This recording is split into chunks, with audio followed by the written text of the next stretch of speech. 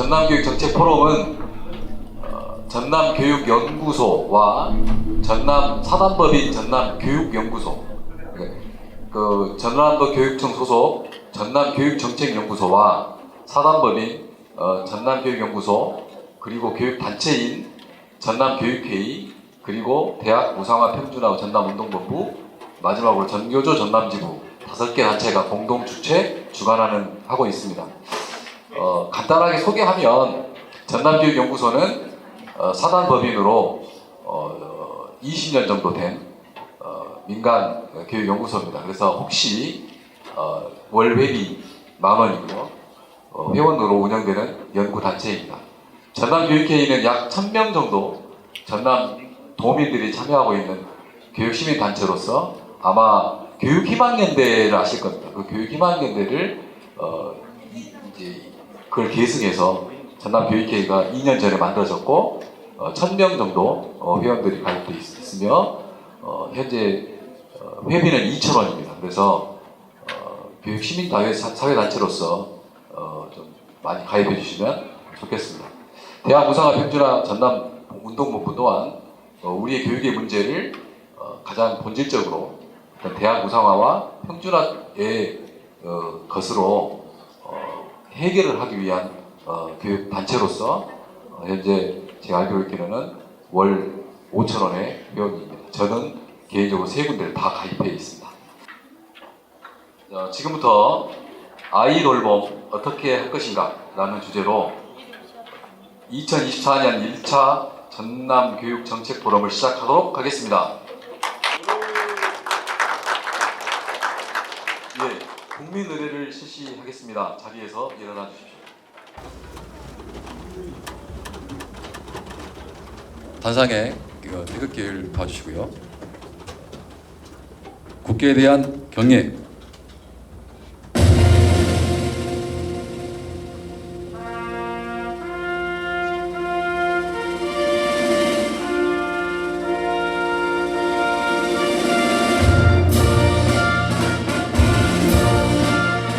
나는 자랑스러운 태극기 앞에 자유롭고 정의로운 대한민국의 무궁한 영광을 위하여 충성을 다할 것을 굳게 다짐합니다.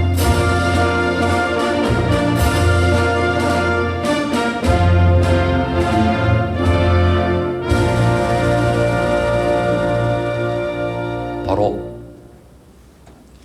전남교육정책포럼의 공동 주관자이시고 장소 협조, 행정 협조가 된 협조해 주신 전남교육정책연구소 소장님 인사 말씀 있겠습니다. 예, 박수로 모셔주십시오. 안녕하십니까. 인사드리겠습니다. 전남교육정책연구소 소장 고인혁입니다. 반갑습니다. 그 서두에 우리 사회자님께서 말씀하셨듯이 저희 전라남도 교육청 소속 정책연구소와 사단법인 전남교육연구소는 매년 이렇게 포럼을 교육 현안에 관한 공론회장을 만들어 나가고 있습니다. 올해는 지금 첫 번째로 아이 돌봄과 관련된 내용을 준비를 했고요. 이후에도 저희들이 쭉 한 4차례에 걸쳐서 준비를 해 나가겠습니다. 계속해서 지속적인 관심 가져주시기 바라고요. 늘 전라남도 교육 현안에 관해서 관심을 가져주시고 대안을 제기해 주시는 박형대 도의원님 참석해 주셔서 감사드립니다. 그리고 전라남도 교육청 소속 교직원 여러분들과 특히 오랫동안 지역 돌봄을 충실히 어느 지역보다 잘 해오신 지역 돌봄 관계자 여러분들, 구성원님들 참석해 주셔서 저도 감사드립니다. 아무튼 오늘 자리가 충분한 토의와 논의 속에 돌봄의 의미를 찾는 그런 자리가 되기를 기원합니다. 감사합니다. 예, 앞서 말씀드렸던 전남 도의회 진보당 교육위원이신 박영대 의원님이 참석하셨는데 간단하게 인사 말씀을 들어보도록 하겠습니다.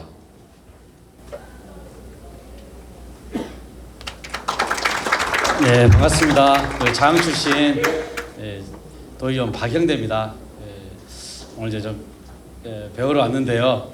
시간이 이렇게 좀 제가 충분치 못해가지고 다는 듣지 못하고 갈 것 같습니다. 제가 이제 의정 활동을 하면서 우리 아이들 교육에 대해서 여기 계신 분들이 정말 모든 열정과 또 노력을 다하고 계시는데 교육위원 하면서 저도 한 가지 좀 고민되는 것은 아이들이 정말 잘 크기 위해서는 학교와 지역사회 그리고 가정의 역할이 중요하다 봅니다. 그런데 의정활동 하면서 느끼는 것은 자꾸 학교의 역할만 강조를 하고 지역사회와 가정의 역할은 상대적으로 가벼워지고 있지 않는가 생각을 많이 갖고 있거든요. 그래서 의정활동 하면서 아침 간편식 문제도 저는 그런 식으로 접근한 적이 있고요. 그리고 늘봄도 그렇습니다. 그래서 우리가 하나의 어떤 교육 정책을 펼칠 때 학교뿐만 아니라 지역사회와 가정의 역할을 함께 고민하지 않으면 아이들이 정신적으로나 신체적으로 건강하게 자랄 수 없다고 생각합니다. 그래서 그런 차원에서 저는 좀 노력을 하고 있습니다. 그래서 이후로도 이제 그렇게 하고자 하는데 윤석열 정부 들어서서는 자꾸 이렇게 늘봄도 한편은 좀 정치적으로 가지 않는가 생각이 들 정도로 우려스러운 게 많습니다. 그래서 그런 걸 바로 잡는 것이 또 전남 교육청의 역할이고 여기 계신 학교 현장에서 오신 분들 또 지역사회에서 아이들 돌봄을 담당하고 계신 분들의 역할이지 않는가 생각합니다. 그래서 우리 아이들이 정말 잘 자라기 위해서 학교뿐만 아니라 지역사회, 가정이 어떻게 하면 더 역할을 잘할 수 있는지에 대해서 함께 머리를 맞댔으면 하는 바람입니다. 네, 고맙습니다. 예, 빠르게 시작하겠습니다. 그 주관 단체 5개 다 인사하면 시간이 많이 걸려서요. 대표로 전남 교육회의 공동 대표이신 박상규 대표님께서 정말 간단하게 인사해 주십시오.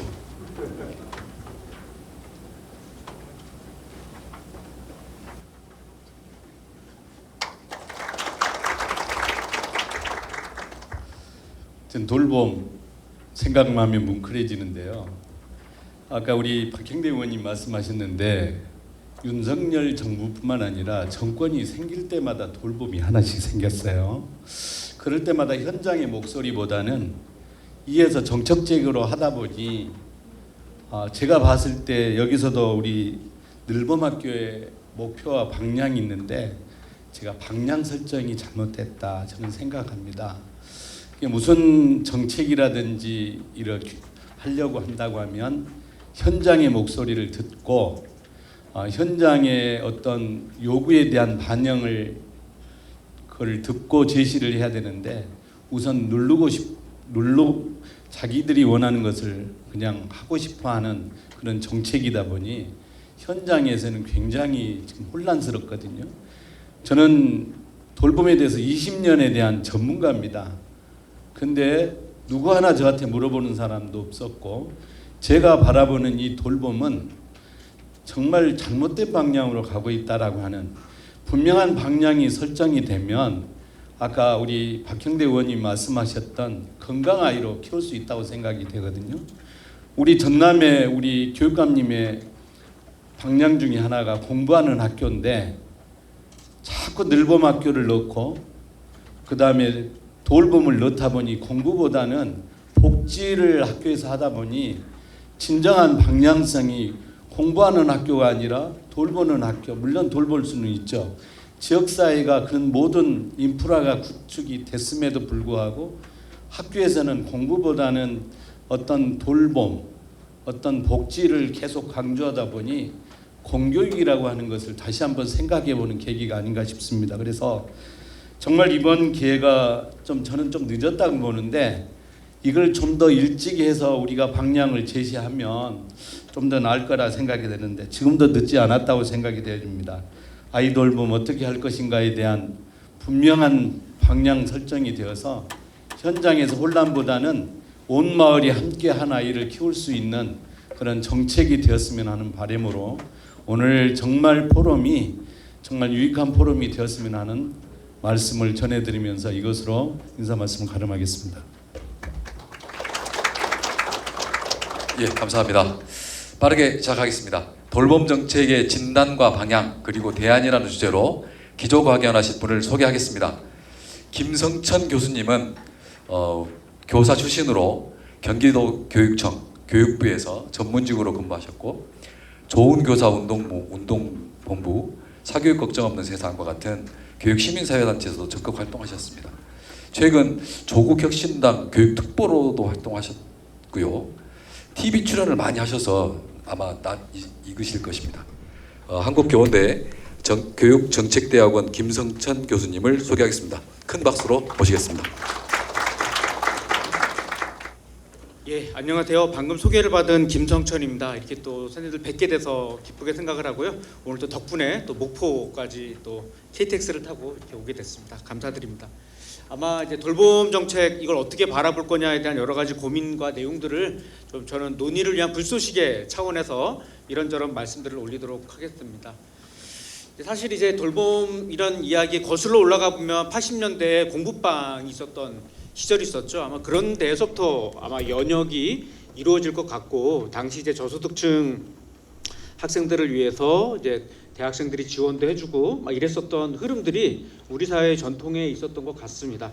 그러다가 이제 방과후라고 하는 것들이 들어오기도 하고, 그러면서 정권에 따라서도 계속 방과후라든지 뭐 돌봄이라든지 이러한 기능들이 강화가 되기 시작을 했던 것 같습니다. 그래서 혹자는 이 지점에 대해서는 뭐 다음 정권이 바뀌면 이 정책들은 사라지는 것 아닌가라고 볼 수도 있겠지만, 제가 봤을 때는 어떤 정권이 되더라도 아마 이 돌봄이라고 하는 문제는 계속적으로 아마 진화가 되고 고민이 될 수밖에 없는 정책이다. 이거는 진보 보수 이념과 상관없이 하나의 국정 과제로 채택되고 있는 영역들이기 때문에 이거는 아마 어느 정권이 들어와도 갈 수밖에 없는 사안인 거라는 것을 역사적으로 보면은 좀 우리가 알 수가 있습니다. 다만 이제 문재인 정부 때는 조금 이제 그 소위 온마을 돌봄이라고 하는 개념 속에서 약간은 그 지역 네트워크라든지 그리고 이제 여러 그 복지기관들과 연결되기도 하고, 또 중앙부처와의 어떤 연결 구조 속에서 조금 더 다양한 모델을 통합하는 쪽으로 좀 더 관심이 있었습니다. 그렇지만 이제 윤석열 정부 들어와서는 뭐 그런 것들을 부정하는 것은 아닙니다만, 제가 봤을 때는 조금 더 학교 돌봄 쪽에 좀 더 이제 방점을 보다 많이 찍고 있는 거죠. 이런 지점에서의 그 정책적인 결이 조금은 달라지고 있는 부분이고요. 또 하나는 이제 양적인 어떤 확대들이 더 이루어졌다. 그러니까 예컨대 아침 돌봄이라든지 틈새 돌봄, 저녁 돌봄까지 만들어내면서 시간적으로는 상당히 좀 더 늘리는 이러한 방식들을 드라이브를 좀 걸고 있습니다.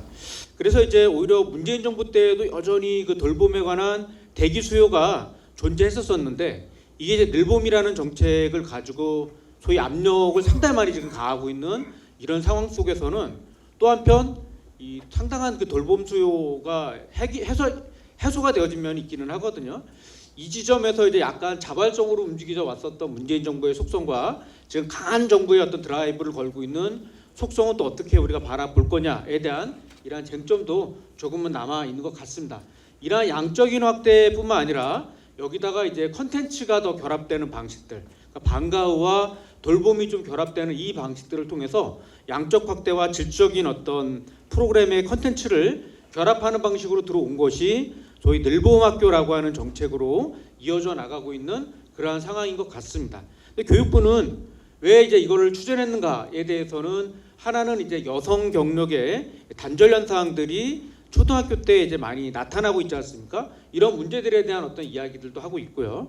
두 번째로는 이제 사교육에 관련된 통계들을 보게 되면 해마다 지금 줄지 않고 있고 계속 늘어나고 있는데, 초등학교의 경우에는 사교육의 상당 수요가 돌봄 수요가 나타나는 면이 있다. 그러니까 직접 이 아이의 어떤 뭐 그 교과 사교육을 뭐 해야 되겠다라는 것들도 있지만, 뭐 예체능 사교육이라든지 이런 것들을 통해서 일정하게 부모님들이 오기 전까지, 그러니까 학교의 학교 시간과 부모님의 그 어떤 퇴근 시간과의 한 서너 시간의 공백들을 결국 사교육으로 일정하게 돌리고 있는 이러한 상황들도 만들어지고 있다라고 하는 부분이고요.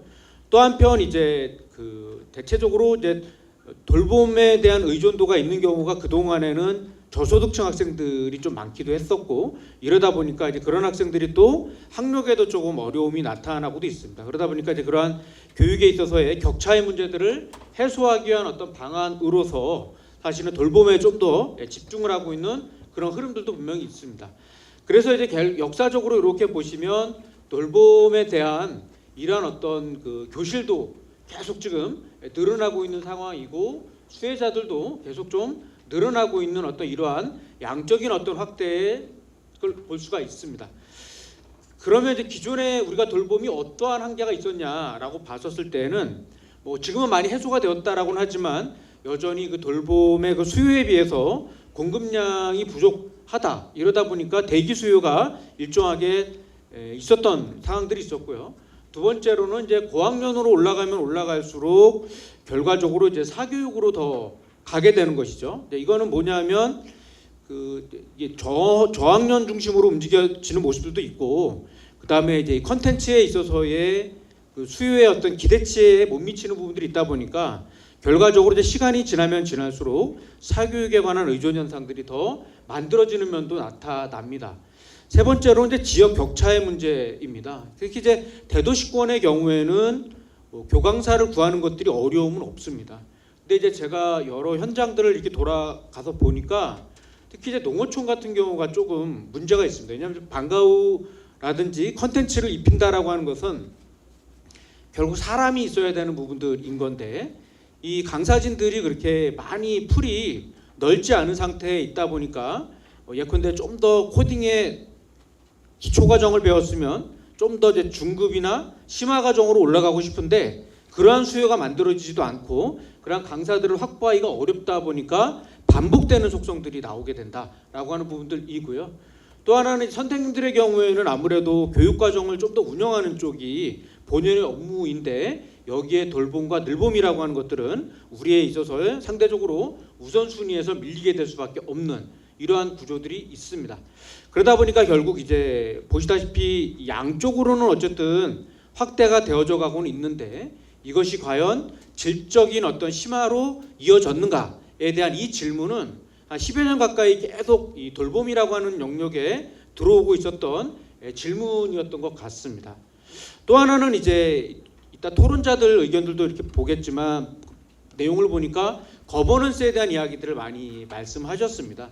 한마디로 이제 지금 이 돌봄 체제를 보게 되면 담당자 1인이 어쨌든 뭐 강사도 발굴해내고 하나의 업무로 연결돼서 업무 처리를 하고 있습니다.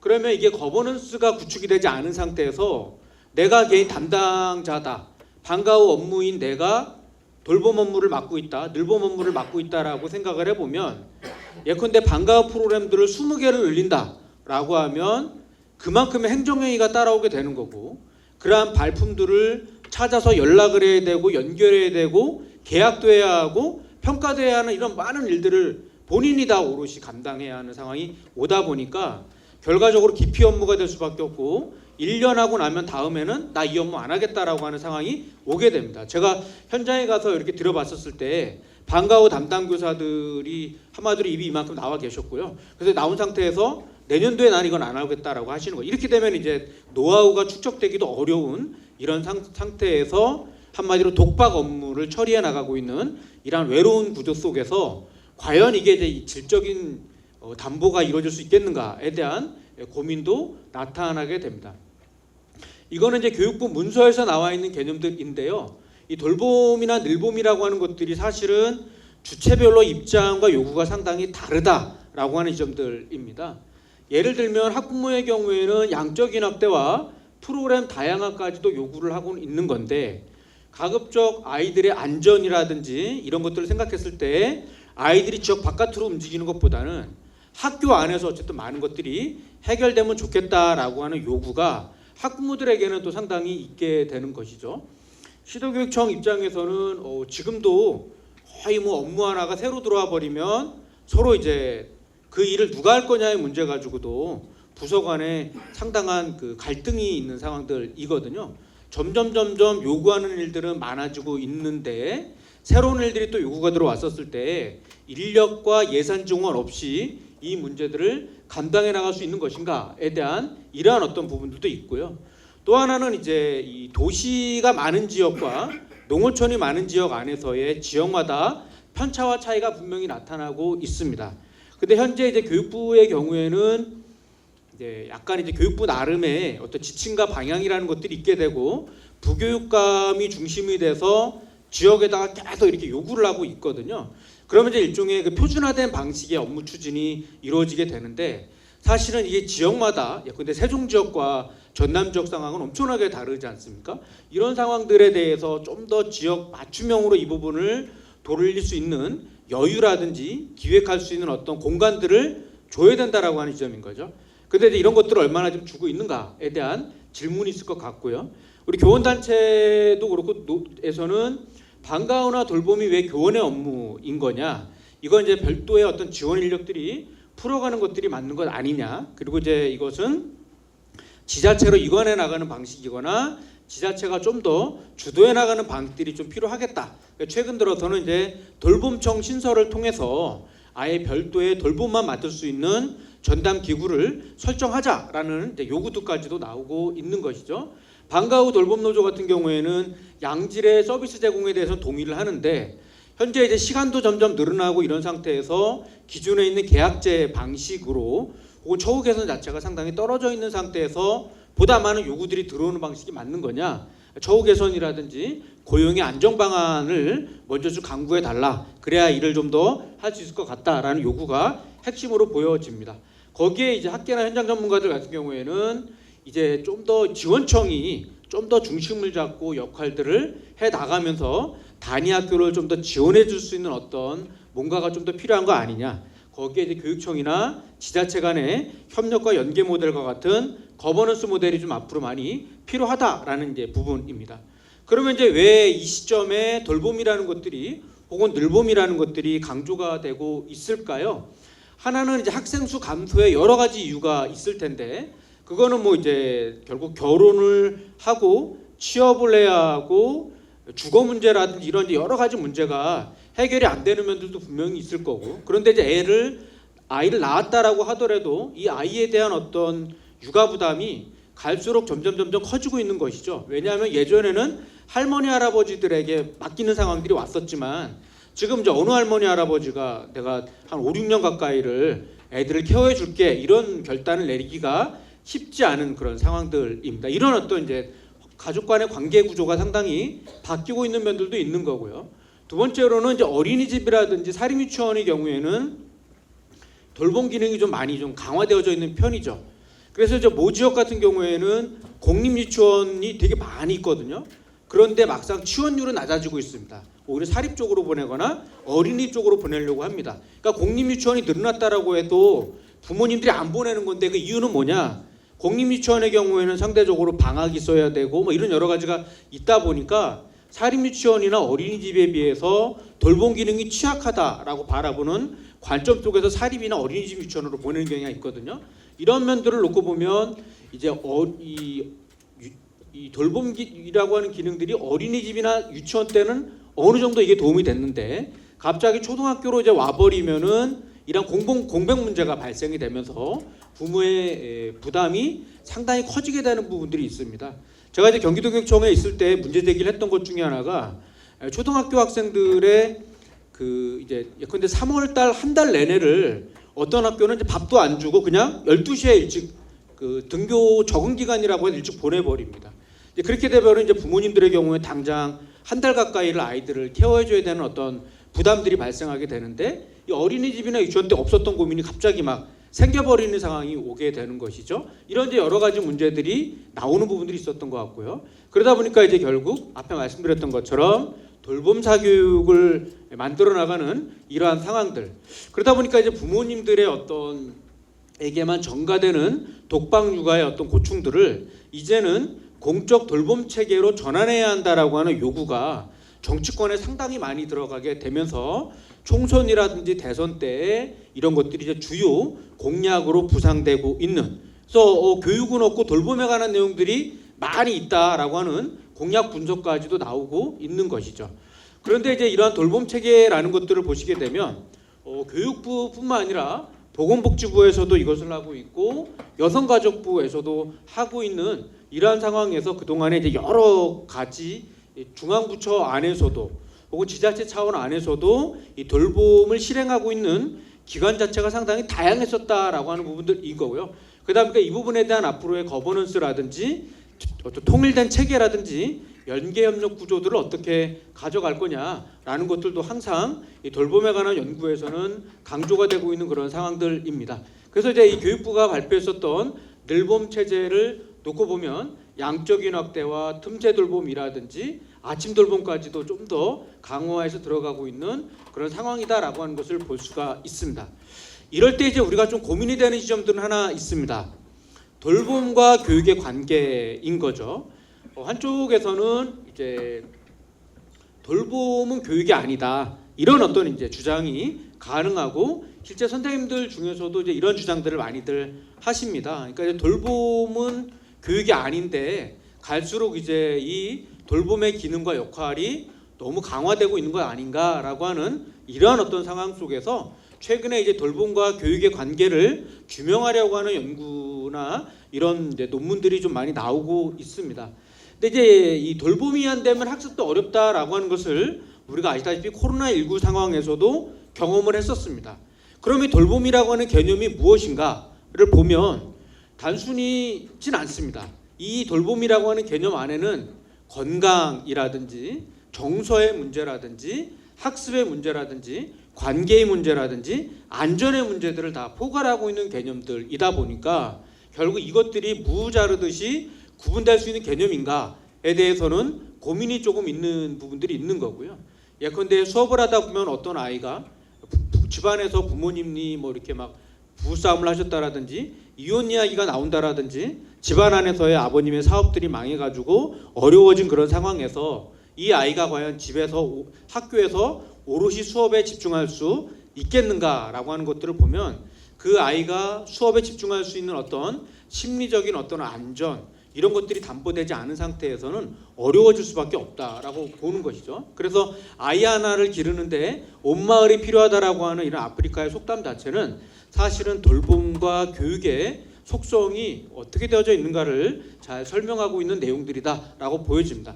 그런 의미로 보면 뭐 돌봄은 낮은 차원 안에서의 노동이고 교육은 고차원적인 어떤 노동이다라고 이원할 수도 없다 이렇게 봐야 될 것 같고, 다만 발달 단계에 따라서 돌봄의 비중이 되게 큰 연령대가 있는 거고 서서히 지나면서 돌봄 기능이 좀 더 약화되어져 가는 이러한 비중의 차이가 있다라고 본다면 교육과 돌봄을 구분하는 것 자체가 상당히 쉽지는 않은 그런 상황이다라고 좀 보여집니다. 그렇다라고 한다면 이제 이 돌봄과 늘봄을 둘러싼 쟁점은 무엇일까요? 다시 한번 생각을 해보면 첫 번째로는 학교는 교육을 하는 곳이지 돌봄을 하는 곳이 아니다라고 하는 이 메시지가 가능한 거죠. 그러다 보니까 이제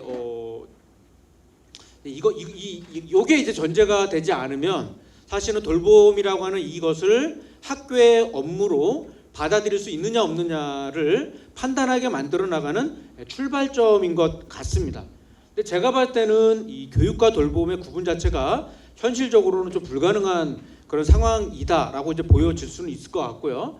이 얘기가 이제 자연스럽게 그러면 지자체로 돌봄 기능을 이관해야 한다라는 이제 이야기가 가능해지는 거죠. 왜 그러냐면 지자체는 아시다시피 이제 뭐 노인 돌봄까지를 좀 포함해서 사실 돌봄에 관한 학교 밖 청소년에 대한 어떤 부분들도 마찬가지죠. 그렇기 때문에 사실 돌봄에 관한 역할과 기능을 일정하게는 연령대별로 감당하고는 있었습니다. 다만 이제 학생이라고 하는 영역들에 대해서는 학교 쪽으로 이 지점들이 낮기 때문에 차라리 전 세계적인 어떤 발달 단계로 놓고 보면 차라리 지자체에서 이거를 가져가는 것이 맞지 않느냐라고 하는 것에 대해서는 일부 교육감님들께서도 사실 이런 이야기들을 많이 하셨습니다. 근데 문제는 뭐냐면 지자체에서 환영하지 않는다라는 거죠. 전남의 일부 이제 지자체에서는 이거 돌봄 우리가 갖고 들어와서 지역 소멸이라든지 이런 것들을 예방해 나가겠다 해서 적극적인 의지를 가지고 뭐 별도의 재단을 만들어서 중간 조직을 만들어서 이렇게 움직여 나가는 데도 있습니다.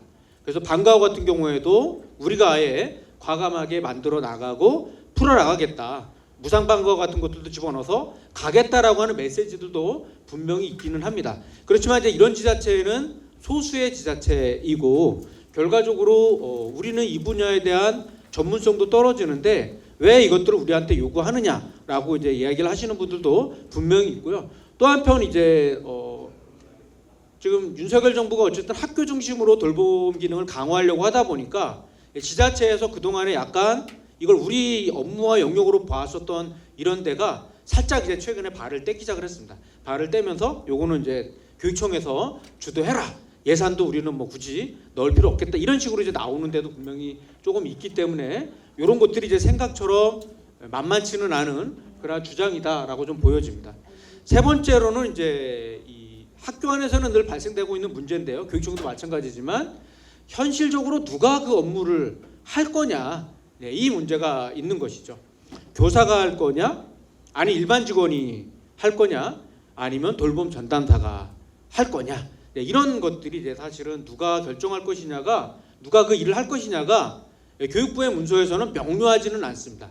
일단 급한 대로는 교사가 기간제 교사 충원해 줄 테니까 일단 학교에서 해 나가고, 시간이 지나면서 늘봄 지원실을 만들어내고, 그 안에서는 뭐 행정직이 할 수도 있고 전문 직원이 들어와서 할 수도 있고, 이런 것들이 이제 중장기적으로 가져가고는 있는 상황입니다. 그러다 보니까 이제 당장 이 일을 누가 할 거냐의 문제가 있는데, 현재로서는 이게 이제 각 사문화 체제가 각각 따로 돌아가고 있는 것이죠. 그러다 보니까 돌봄 전담사, 행정실, 교무실 이렇게 이제 놓고 봤었을 때 이거를 이제 누가 맡을 거냐의 문제가 학교 안에서는 미시 정치의 영역으로서 갈등들이 조금 일어나고 있는 그런 상황이고, 이것이 이제 결국 각 직능 단체별로 목소리와 입장들이 서로 다른 이러한 상황 가운데 놓여져 있다. 지금 당장은 이제 방과 후 업무 담당 교사가 이 일들을 해 나가고 있고, 대신 이제 방과 후 어떤 늘봄과 방과 후 돌봄이 현재로서는 통합되어져 있지는 않습니다. 그러니까 방과 후 따로, 늘봄 따로, 돌봄 따로 지금 이렇게 삼원화단 체제로 작동되고 있는 어떤 이러한 어떤 메커니즘이 있기 때문에 향후 이 문제들을 어떻게 교통 정리해서 일원화해서 나아가게 할 것이냐라고 하는 것들이 또 하나의 숙제가 있습니다. 또 한편에서는 어른의 관점에서 봤었을 때는 뭐 양쪽으로 확대하고 뭐 질적으로 심화하고 이런 논리가 가능한데, 아이들 관점으로 놓고 보면 이 아이들이 뭐 아침부터 저녁 때까지 학교에서 이렇게 남아 있는 것들이 바람직한 것인가에 대한 이런 문제 제기가 가능한 거죠. 어쩌면 학교 안에서 보다는 가정의 어떤 돌봄이라는 것들이 상당히 중요해질 수가 있는데, 어느 순간 이런 기능들이 다 약화가 된 상태에서 아이들이 아침부터 밤늦게까지 학교에 있는 것들이 괜찮은 거냐? 그러니까 오히려 노동 조건들을 좀 더 개선을 해서 쉽게 말하면 저녁이 있는 삶인 거죠. 이러한 저녁이 있는 삶을 보장해 주면서 뭐 부모의 어떤 휴가라든지 휴직이라든지 조기 퇴근이라든지 이런 것들이 가능한 시스템을 만들어 나가는 쪽으로 정책 방향을 쏟지 않고, 학교에다가 계속 이제 이러한 그 돌봄 기능을 강화해 나가는 구조를 가지고 들어가는 것들이 맞는 것인가라는 이런 어떤 이제 문제 제기가 충분히 가능할 것 같습니다. 또 하나는 이제 현장은 준비가 되었는가의 문제겠죠. 그러니까 뭐 돌봄 자체에 대해서, 늘봄 자체에 대한 그 필요성에 대해서 뭐 이렇게 그 부정하고 있는 분들은 별로 많지는 않은 것 같습니다. 그런데 이제 과연 이제 이게 총선을 앞두고 막 이제 급하게 막 여러 가지를 막 이제 막 전체 학교가 다 이것들을 어쨌든 해라라고 하는 그 압박이 있고, 그래서 이제 막 교육청별로도 학교 실태라든지 몇 개 학교가 신청을 했는가 이런 것들을 계속 이제 확인해 나가고 있는 그런 구조 속에서 학교는 이제 울며 겨자 먹기를 어쨌든 하고 있는 그런 상황들입니다. 근데 아시다시피 이게 되려고 하면 그냥 아이들이 교실에 앉아서 있을 수 있는 문제가 아닌 거지 않습니까? 예컨대 그 좀 오랫동안 머물려고 하면 내 안방과 같이 좀 이렇게 돌봄 교실과 같이 상당히 좀 안락한 이러한 공간들을 또 만들어줄 필요도 있고, 그런데 이제 초등의 경우에는 그 선생님들이 그 이제 교실에서 주로 근무를 하고 있는 그런 상황들인데 교무실이 없는 학교도 많이 있죠. 그런데 이제 프로그램이 들어와 버리면 선생님들이 어디 이제 오갈 데가 없는 상황들도 오는 거죠. 이렇게 보면 이제 앞으로 그런 어떤 이제 근무할 수 있는 공간이라든지 방과 후 어떤 교실이라든지 그 학생들이 있을 수 있는 틈새를 위한 어떤 교실과 같은 것들, 놀이공간 이런 것들을 많이 만들어주고 들어가줘야 되는데, 이런 것들을 위해서는 결국 공간의 문제라든지 어떤 프로그램의 문제라든지 예산의 문제와 관련된 문제라든지 거버넌스와 관련된 여러 가지가 함께 좀 준비될 부분들이 있는 것 같습니다. 근데 이제 이런 것들이 준비가 되지 않은 상태에서 그냥 학교에다가 예산을 2, 3천만 원 주고 방과 후 무상으로 할 테니까 해라라고 하면 몇 개의 프로그램들을 운영할 수는 있지만 애초에 목표를 해왔었던 늘봄과 돌봄의 목표에 맞는 그러한 방식의 어떤 양질의 돌봄 체계를 구축할 수 있는 시스템이 보장되고 있는 것인가에 대한 이 질문들을 현장에 있는 분들이 많이 이제 목소리를 내고 계시는 그런 상황인 것 같습니다. 또 하나는 이제 프로그램의 질이 괜찮은가의 문제인 거죠.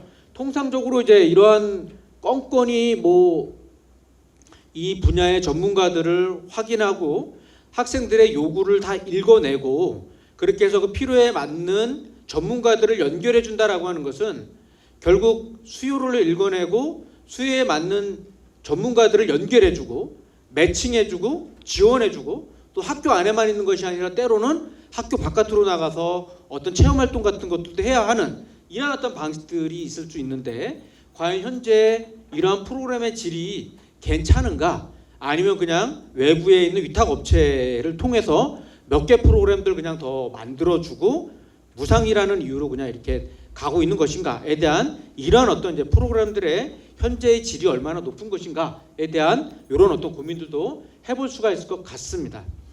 그러면 이제 앞으로 이 부분을 어떻게 풀어갈 것인가에 대한 이 대안에 대한 어떤 고민들이 있을 수 있는데요. 저는 이제 이 경남 모델에 대해서 일단 하나를 주목해 보고 싶습니다. 이 늘봄이라는 말의 원래 원조가요. 경상남도 교육청에서 먼저 시작이 되었습니다. 이 논문이 그 내용들을 좀 다루고 있는데요. 이 논문의 핵심은 뭐냐면 경남에도 보니까 이제 10개 정도 작은 학교들이 있는 거예요. 작은 학교들 안에서는 쉽게 말하면 돌봄이든 늘봄이든 이게 잘 돌아가려 그러면 규모의 경제가 작동해야 합니다. 그러니까 일정한 수가 있어야 되는 거죠. 학생 수도 좀 있어야 되고 그 다음에 이제 그 예산도 조금 있어야 되고 강사진들도 올라 그러면 뭐 한 그래도 10명, 20명 되어야 이게 되는데 그냥 뭐 서너 명이 있고 막 이런 상태에서는 그 양질의 방과후 프로그램들 운영하기가 너무 인원이 적어도 어려운 것이죠. 그리고 이제 우리 학교 안에서 개설할 수 있는 강좌를 해봐야 4-5밖에 안 되는데 만약에 이걸 전체로 만약에 판을 키웠다. 한 10개 정도의 학교가 연합해서 뭔가를 만들어 나간다라고 하면 우리 학교에서는 서너 개밖에 선택권이 없는 건데 그 10개 학교가 묶여서 간다 그러면 어떻게 되겠습니까? 시너지가 만들어지는 거죠. 그러니까 20개, 30개의 프로그램들이 만들어지는 거고 학생들은 선택권을 줄 수가 있다라고 하는 거죠. 그런 거 이건 이제 뭐냐면 영세한 학교에다가 알아서 우리가 예산을 줄 테니까 3천만 원 우리가 줄 테니까 이거 가지고 돌봄 프로그램들 운영하시고 보고서 우리한테 내세요. 이게 아니라 학교가 이게 제대로 작동될 수 있는 시스템이 아니겠다라고 판단하니까 교육청 차원 안에서 유휴 공간들 있지 않습니까? 유휴 교실이 있는 건물이 있는 학교를 완전히 리모델링을 해주고 거기에다가 거점 통합 돌봄 센터를 교육청이 직영으로 운영을 해주면서 거기에 이제 10개 정도 되는 학교들의 자원을 받아서 운영을 해주고 있고요. 이 과정에서 상당한 만족도라든지 프로그램의 질이라든지 이런 것들이 상당히 담보가 되면서 반응이 엄청나게 좋습니다. 거의 만족도가 상당히 높아서 이게 지금 1호를 넘어서서 2호, 3호점까지 계속 지금 만들어 나가고 있는 그런 사항들입니다. 그러니까 이건 일하는 방식에 있어서의 차이인 거죠. 교육청이라는 데가 터미널이 돼서 예산 받은 거 그냥 알아서 해결하가 아니라 학교의 어려움들을 해소하면서 우리 지역에 맞는 모델이 무엇인가를 가지고 아예 거점형 모델을 만들어 나갔는데 기존에는 그냥 이거 지자체가 하세요 라고 얘기했던 거를 우리 교육청 차원 안에서 직접 구성원들이 고민해 가면서 이러한 직접 지원하는 모델을 만들어 나갔다. 직영 모델로 만들어 나갔다라고 하는 거에 대해서는 앞으로 우리 전남 모델에서도 한번 고민해봐야 할 어떤 영역들이 아니겠는가 이 생각들을 해보고요. 두 번째로는 이제 충남 한산초등학교 모델을 주목해보고 싶은데요. 이 학교는 이제 농어촌 규모의 작은 학교이고요. 애들도 뭐 42명 정도의 6학급 정도밖에 안 되는 학교인데 아침부터 오후, 저녁 틈새 돌봄을 운영하고 있습니다. 이게 어떻게 가능했는가를 보니까 여기 학부모님들이 한산 느티나무 사회적 협동조합을 학부모 중심으로 만들었어요. 만들어 가면서 기획은 물론 선생님들이 하십니다만 실질적인 손발, 운영 이런 것들을 학부모님들과 마을 공동체가 연대가 돼갖고 같이 움직여지고 있습니다. 거기에다 이제 방학 때 같은 경우에는 공주교대들이 학생들이 대학생들이 들어와서 아이들을 위한 여러 가지 소프트웨어 교육 같은 것들도 해주고 있는 그런 상태입니다. 그러니까 학부모의 학교협동조합이 전폭적으로 지지를 해주면서 이것들을 운영해 나가고 그분들이 운영해 나가는 상태로 가다 보니까 선생님들은 좀 더 교육과정과 수업에 집중을 해 나가면서 양질의 프로그램들이 운영을 하게 됩니다. 예를 들면 저녁 돌봄 같은 경우 아예 부모님들과 아이들이 함께 모여서 퇴근 후에 부모님들하고 아이들하고 같이 가족 체육을 해 나가는 이러한 방식으로 운영이 되거든요. 그러면 훨씬 더 만족도가 가족 간의 어떤 유대 관계도 만들어지는 것이죠. 이러한 어떤 이제 방식들이 만들어지는 거고요. 심지어 안전에 관한 이런 여러 연수들이 있으면 그건 이제 부모님들도 같이 선생님들하고 같이 연수를 받으시면서 이런 안전이라든지 이런 여러 가지 문제들을 함께 해결해 나갑니다. 학생들에게는 프로그램이 시작되기 전에 만족도 조사 같은 것들을 해서 하기도 하고 그다음에 이제 맛배기 강좌 같은 것들을 열어줘서 애들이 여러 가지를 대학교에서 강의를 들어보고 수강청 확정하는 것처럼 아이들 스스로가 체험 프로그램들을 이렇게 경험해 보다가 마지막에 확정을 할 수 있는 권리를 아이들에게도 부여해주고 있고요. 만족도 조사를 하고 난 다음에 만족도가 낮으면 과감하게 폐강을 합니다. 그리고 이제 아이들에게 아침에 뭐 간편식 같은 걸 해서 아침밥 못 먹고 온 아이들 같은 경우에는 도서관 같은 데에서 이제 그 학부모 자원봉사자들이 있고 뭐 그런 봉사자들에게는 또 일정한 비용을 또 드리면서 그렇게 운영도해 나가는 모습들이 있게 됩니다. 이러한 어떤 소인수여도 학생들이 원하면 프로그램과 강좌 개설을 예산을 받은 것 갖고 운영을 해주고 있는 이러한 어떤 모델들을 우리가 생각해 볼 수 있을 것 같습니다. 여기에 이제 성남의 청솔초등학교 같은 경우에는 그 지역 아동센터가 학교 안으로 들어왔습니다. 왜냐하면 이 학교는 청솔초등학교가 그 유휴교실이 많았거든요. 그러니까 별도의 건물 안에다가 지역 아동센터가 아예 학교 안으로 복합시설이 되는 거죠.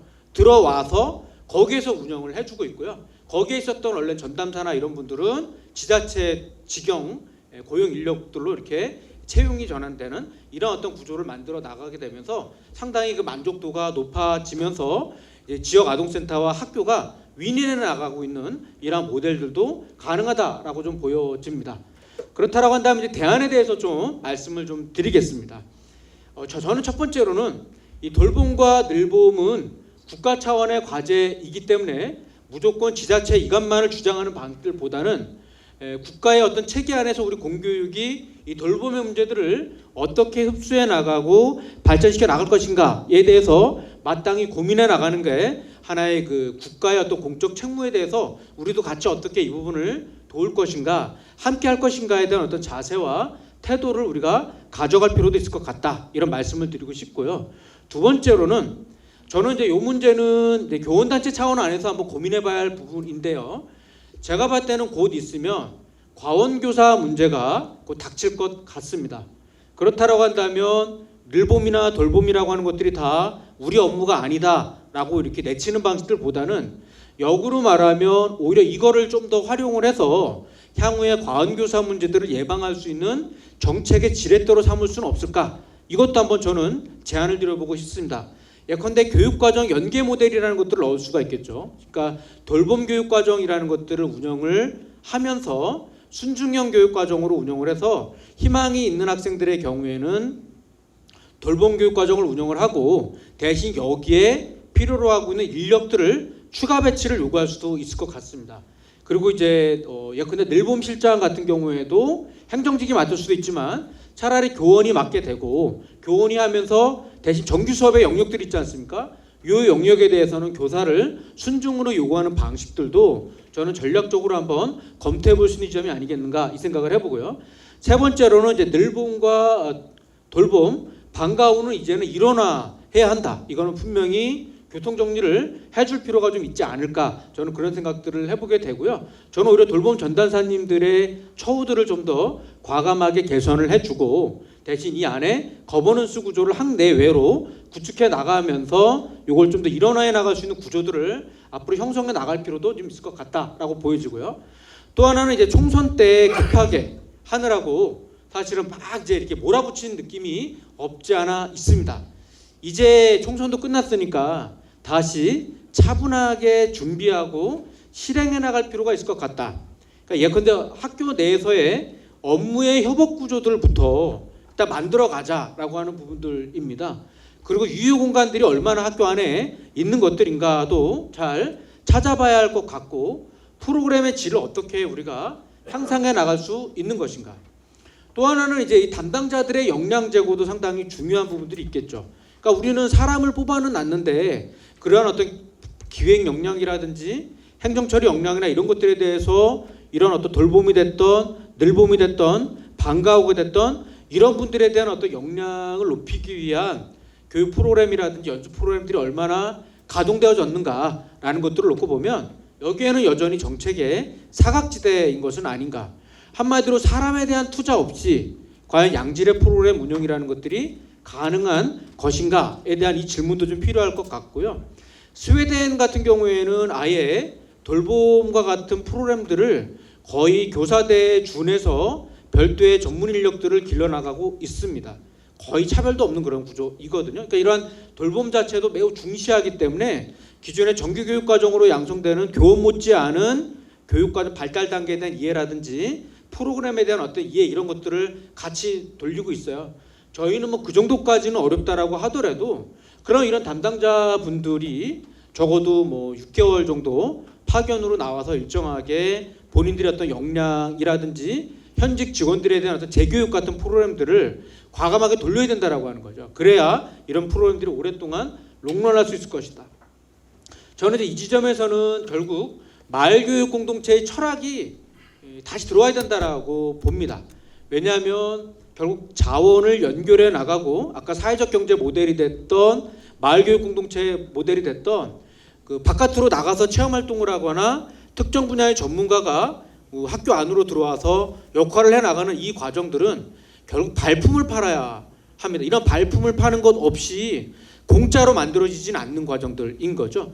그렇다라고 한다면 이런 거버넌스와 네트워크를 해 나가고 자원을 누가 발굴하고 누가 연결하고 활용할 거냐라고 하는 이러한 시스템이 이게 원클릭 서비스 시스템으로 잘 작동이 되어야 되는데 과연 이런 것들이 작동되고 있는 것이냐, 이러한 질문들, 공간 재구조화를 어떻게 해 나갈 것이냐, 학교의 도서관이라든지 돌봄교실이라든지 방과후 프로그램에 맞는 어떤 특색 프로그램들이 있다든지 이런 것들은 어떻게 구축해 나갈 것인가.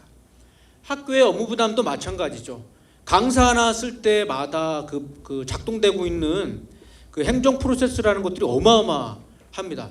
이게 최근에 안전이라는 것들이 강화가 되기 시작하면서 학교마다 뭐 수학여행이라든지 체험활동이라든지 이런 거를 할 때 약 한 20 내지 30번 이상의 행정행위가 요구가 되고 있거든요. 예전에는 한두 번으로 풀어갔었던 사안들이 최근에는 막 20번, 30번 행정행위를 요구하고 있어요. 그 얘기는 뭐냐면 그 매뉴얼대로 다 따라가다가는 정말 과로사하기 직전입니다. 그 매뉴얼의 핵심은 니네 이래도 체험활동 나갈래? 너네 이래도 수학여행 갈래라는 메시지거든요. 마찬가지로 지금 이렇게 행정이 너무나도 많아지다 보니까 안 하고 싶은 거죠. 한 사람 발굴하면 그만큼 따라오는 일들이 많아지는 건데, 그럼 역으로 말하면 그런 계약 업무라든지 연결해주거나 매칭하는 업무들을 누가 해줘야 될까요? 학교 안에서 이것들을 다 껌껌이 해나가는 구조가 아니라 어느 한 공간에서 일괄로 처리해버리면 빠르게 효율적으로 갈 수 있는 시스템이죠. AI 행정과 AI와 에듀테크를 끊임없이 얘기하면서 왜 AI 행정에 대해서는 우리 말하지 않는가? 왜 아날로그 방식대로 여전히 가고 있는가? 이런 거예요. 이런 게 작동되는 이 순간 학교는 일하기가 되게 어려워지거든요. 이런 것들을 누군가는 덜어와줘서 원클릭 서비스 시스템으로 작동해야 합니다. 예컨대 체험활동을 나간다. 학교가 발굴해내고 연결해 나가는 것이 아니라 홈페이지상의 어딘가에다가 들어가서 신청하면 그 안에서 강사 발굴과 체험활동과 교통 문제라든지 이런 것들이 다 한꺼번에 해결되는 어떤 시스템을 만들어주세요. 그러면 누가 활용을 안 하겠습니까? 바로 이런 구조들을 만들어줘야 된다라고 하는 거고요. 또 하나가 이제 돌봄의 컨트롤 타워를 누가 할 거냐의 문제일 것 같아요. 근데 이제 돌봄청 얘기도 나오는데 돌봄청으로 가져가면 문제가 생기죠. 왜냐하면 돌봄청이라고 하는 것은 이제 부로 따지면 부보다 아래 단위에 있거든요. 근데 청 단위가 과연 보건복지부나 교육부나 이런 데를 컨트롤하기가 쉽지는 않은 것이죠. 그렇지만 이제 제가 볼 때는 교육부는 어쨌든 교육부 장관이 아니라 사회부총리다라고 얘기를 하면 사회부 총리가 충분히 그 컨트롤 타워를 할 수 있는 기능이 없는 것은 아닙니다. 그런 어떤 지점 안에서의 중앙부처 내에서의 협업과 연계 구조들을 가지고 들어오고 교육청은 지자체와 교육청과의 어떤 협업 구조들을 만들어 나가는 과정들이 많이 필요하다라고 좀 보여집니다.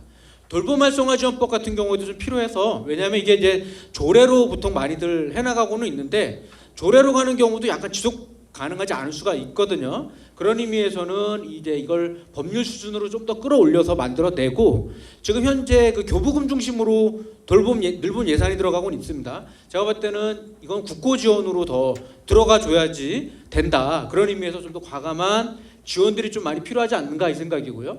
또 하나 저는 고민하는 점들이 지역 아동센터입니다. 최근 들어서 이제 학교 돌봄이 많아지다 보니까 지역 아동센터가 그동안 나름 역할들을 많이 왔었거든요.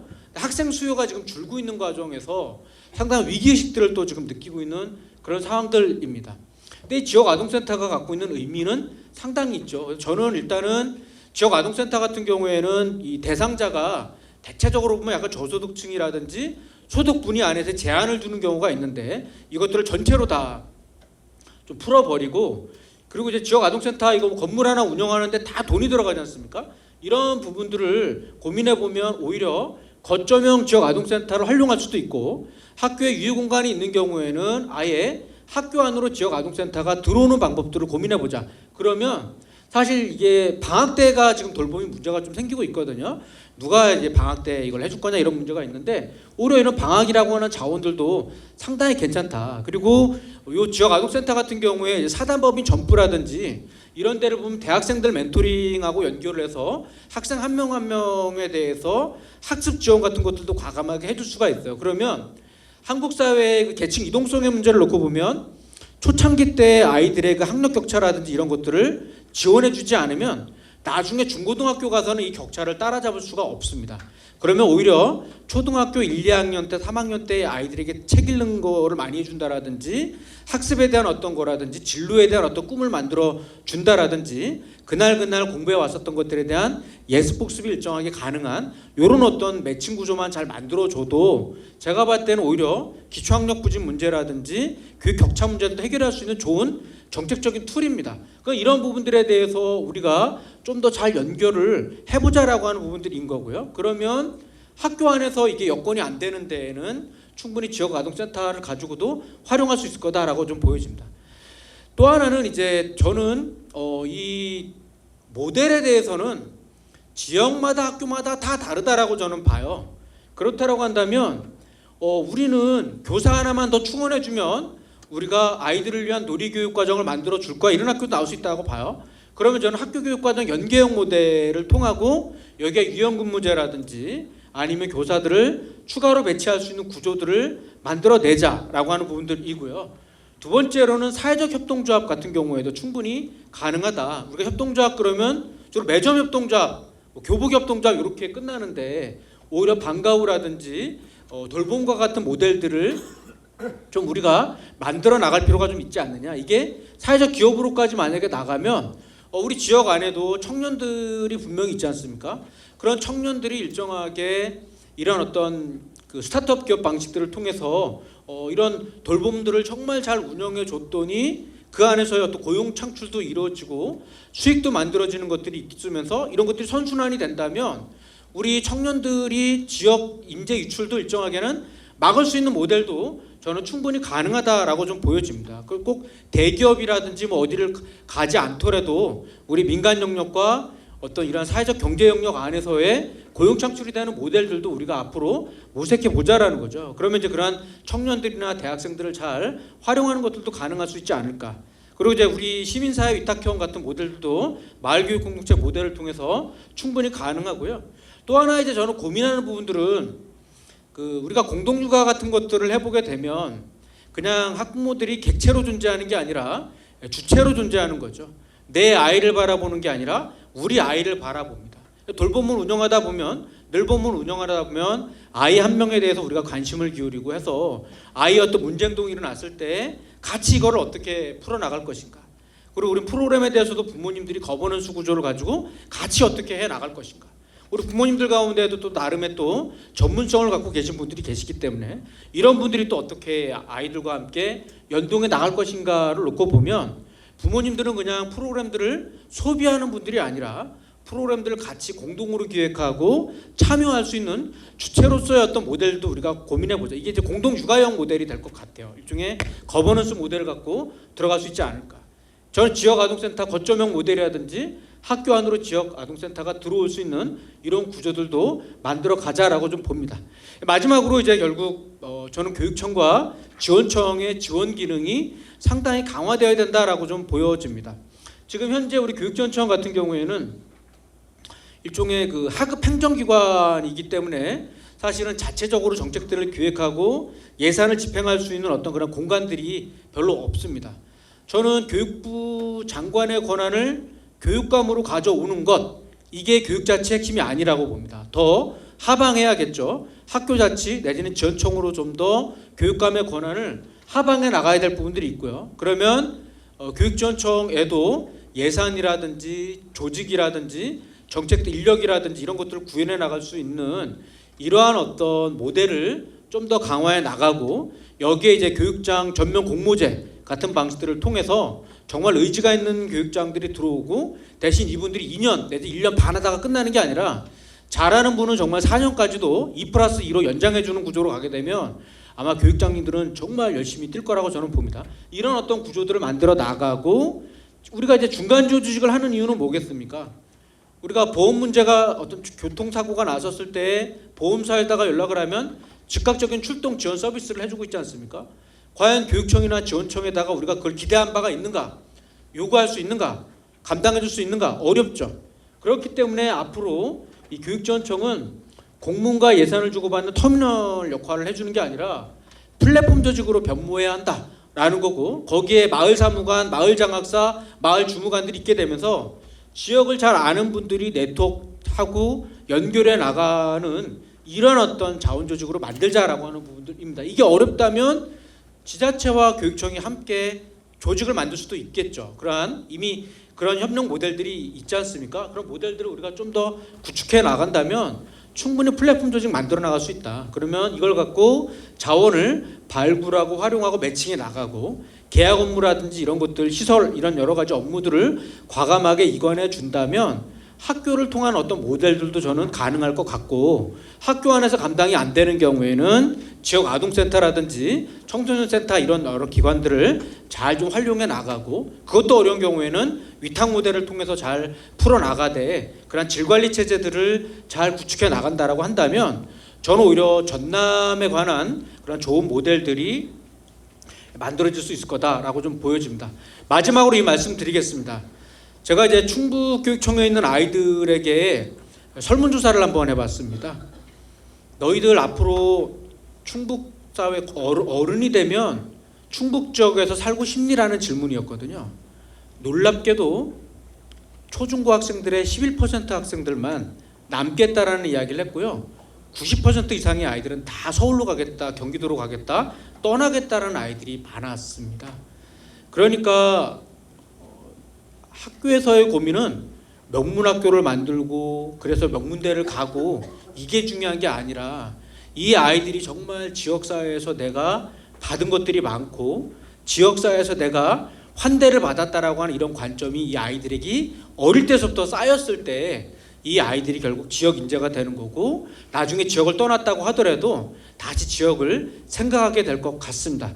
바로 돌봄이라고 하는 것들은 우리 아이들이 바로 전남이라고 하는 이 지역에서 내가 환대받으면서 살아왔고 성장받았고 그래서 내가 받아왔던 것들을 다시 돌려주고 싶겠다라고 하는 그런 마음을 길러주는 그 첫걸음이 아닐까. 오늘의 자리가 바로 그러한 첫걸음을 논의하는 자리가 되었으면 좋을 것 같습니다. 경청해 주셔서 감사합니다. 고맙습니다.